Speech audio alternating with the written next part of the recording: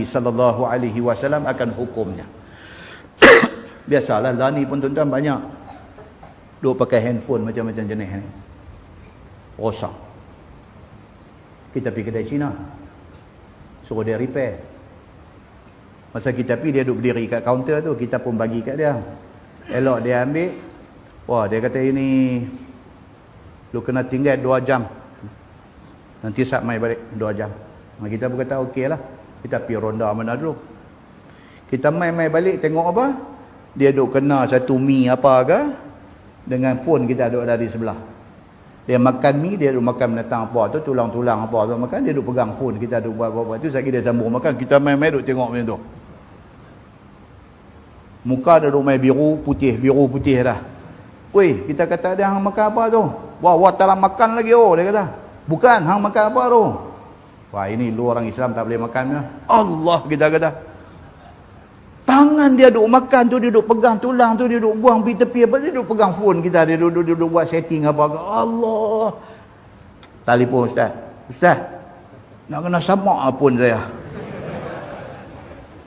Pergi ya. Balik pergi duk pegang dengan kertas plastik, pergi duk bancuh ayak tanah duk tuang beruru tu, ambil ayak pula duk lepas 7 kali, lepas tu pergi ke bumi buang phone tu habis. Tuan-tuan pernah teringat tak benda macam ni duk jadi? Benda ni mesti jadi. Pasal apa? Pasal ratio, pasal nisbah Islam bukan Islam di Malaysia sudah nak sama. Bidang tu pula bidang mereka. Kalau ada orang kita pergi buka satu kedai repair handphone, wajib dah kita kena pergi kat dia. Tentu dah. Pasal selamat ni barang-barang kita ni. Tangan dia semua suci, lagi bersih. Kita duk pergi tempat ni pasal apa? Tak ada orang kita pergi duk buat kerja macam ni. Orang kita duk tunggu nak kerja dengan kerajaan. Orang kita tak mau pergi masuk bidang-bidang yang boleh cari makan bagus ni.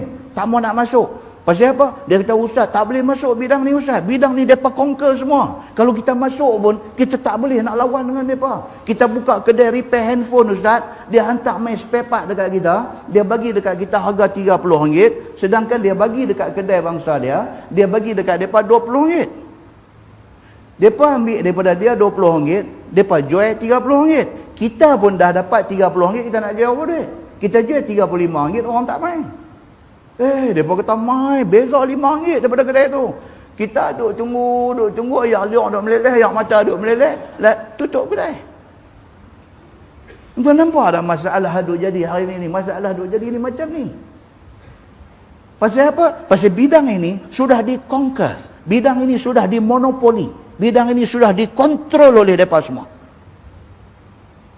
Maka orang Islam hari ini kalau boleh kerajaan ni kena tengok macam mana nak buat. Orang Islam ni tak mau jadi consumer, jadi pengguna sahaja. Orang Islam ni kena pergi buka kelang.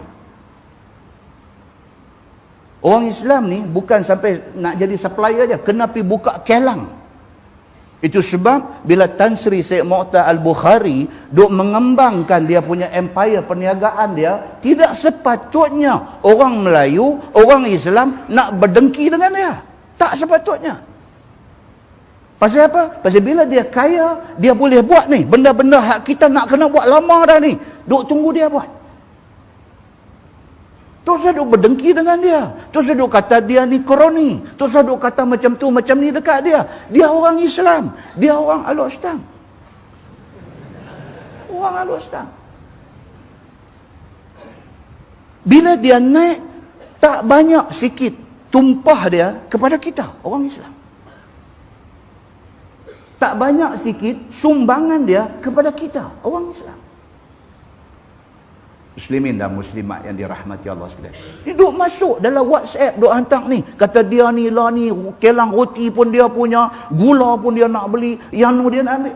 Biar pikat dia lah. Daripada bukan orang Islam ambil, biar orang Islam ambil. Kalau kita tak mau bagi ke dia, kita pi. Tapi kita nak pi, kita nak beli apa? Muslimin dan muslimat yang dirahmati Allah sekalian. Jangan macam tu. Nah, cuba kita berbangga dengan orang kita.